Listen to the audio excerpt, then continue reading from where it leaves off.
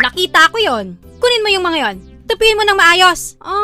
Pati pagtupi ng damit, tinatamad kayo Pagpalit ng damit bago matulog. Na-experience nyo naman siguro yung sobrang pagod galing sa trabaho o galing sa mahabang biyahe, di ba? Ito wag na wag kayong dederecho sa kama nyo dahil once na humiga na kayo, nako, tatama rin na kayo magpalit ng damit. Na-experience ko to nung athlete pa ako. Bugbog sa training, babiyahe pa, kaya pagdating sa bahay, derecho tulog talaga. Minsan nga wala nang kain-kain Pagluto ng ulam. Nakakatamad magluto ng ulam kapag sobrang gutom ka. Ang masakit pa kapag hindi ka nila tinirhan ng ulam. Ma, anong ulam? Wala na, magluto ka na lang dyan. Hindi! Nung nauso na ang food delivery, minsan nakakatamad magluto. Lalo na kapag nag-check-in kayo sa hotel or nasa resort kayo. Mas gusto mo na lang magpa-deliver kaysa sayangin yung oras mo magluto. Ang nakakatawa nga lang sa mga food delivery, kapag gutom na gutom ka tapos ang hirap buksan ng packaging. Dahil tinamad ka na kumuha ng gunting o kutsilyo para pambukas, pinunit mo na lang yung packaging. Ang isang nakakatamad na gawaing bahay ay ang paghugas ng pinggan. Ito talaga yung isa sa mga tinatamad akong gawin maliban sa paglaba.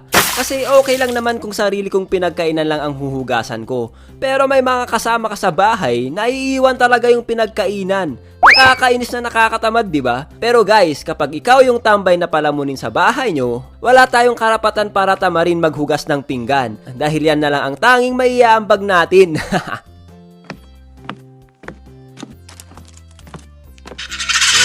Oy.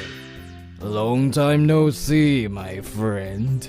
Ha? Nagsasalita yung medyas? 3 buwan na at hindi mo pa rin ako pinupulot para labhan. Sorry, nakalimutan ko. Oy, nakalimutan? Hindi mo ako nakalimutan, araw-araw mo akong nakikita. Tinatamad ka lang pulutin ako. Wala kang puso. Sorry na, saan na ba yung partner mo? Wala na siya at pinagbahayan na ng gagamba dahil sa kapabayaan mo. Nani? Pagbabayaran mo ang ginawa mo! Ura!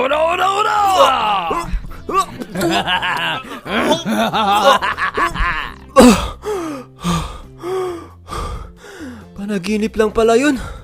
Kala ko totoo. Jen, bumili ka nga ng suka sa tindahan. Uy, bumili ka daw ng suka, sabi ni mama. Ha? Bakit daw ako? Kita mong nanonood ako dito Baka ikaw yung inuutusan. Sa akin mo na naman pinapasa. Ikaw nga daw. Kapag yan, di totoo Sige na, dalian mo, baka magalit si mama.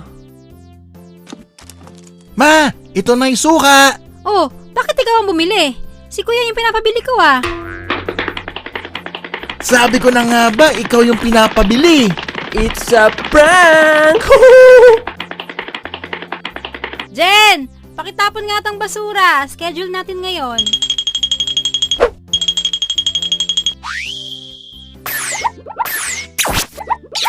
Kobe! Saan na ba yung remote ng TV?